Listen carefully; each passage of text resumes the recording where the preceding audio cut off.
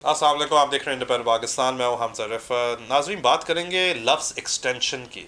Extension का जो लफ्ज़ है पाकिस्तान के अंदर वो ज़्यादा कुछ खुशाइन लफ्ज़ नहीं है। जब भी एक्सटेंशन की बात की जाती है उससे काफ़ी नेगेटिव कॉनोटेशंस होती हैं एक्सटेंशन की। इस दफ़ा की जो एक्सटेंशन की बात मैं आपको आपके सामने पेश कर रहा हूँ वो सादिक संजानी की है। सादिक संजानी जो है फॉर्मर चेयरमैन सेनेट रह चुके हैं और वो एक्सटेंशन चाह रहे हैं उसी पोजीशन की।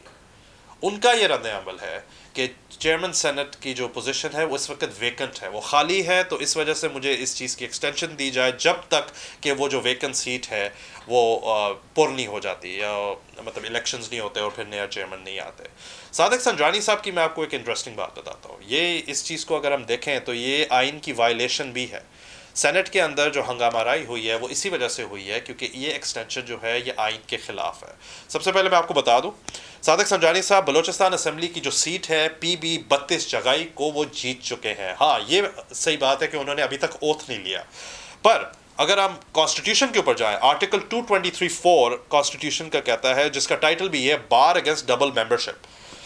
उस आर्टिकल के तहत ये कहा जाता है कि अगर कोई मेंबर हाउस का या प्रोविंशियल असेंबली का वो कैंडिडेट बनता है सेकंड सीट का, इस केस के अंदर वो चेयरमैन शिप की सीट होगी सेनेट की, he may not hold concurrently with his first seat.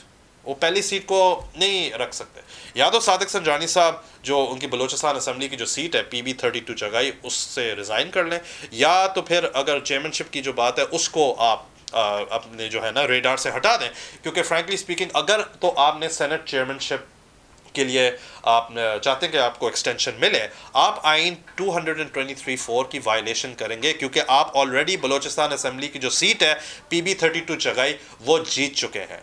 नाज़रीन, ये सेनेट में जो हो रहा है इसके असरात पूरे पाकिस्तान की सियासत के ऊपर होगा। ज़ाहिर बात है, नेशनल असम्बली को अगर आप देखें बहुत ही पोलराइज्ड इन्वायरमेंट, अब सेनेट के अंदर ये सारी बातें चल रही हैं, IMF की जो तलवार है हमारे ऊपर लटक रही है, तो क्या पाकिस्तान इन मुसीबतों से निकल पाएगा कि नहीं निकल पाएगा, ये बहुत बड़ा सवाल निशान है। इजाज़त दीजिए, अल्लाह हाफ़िज़।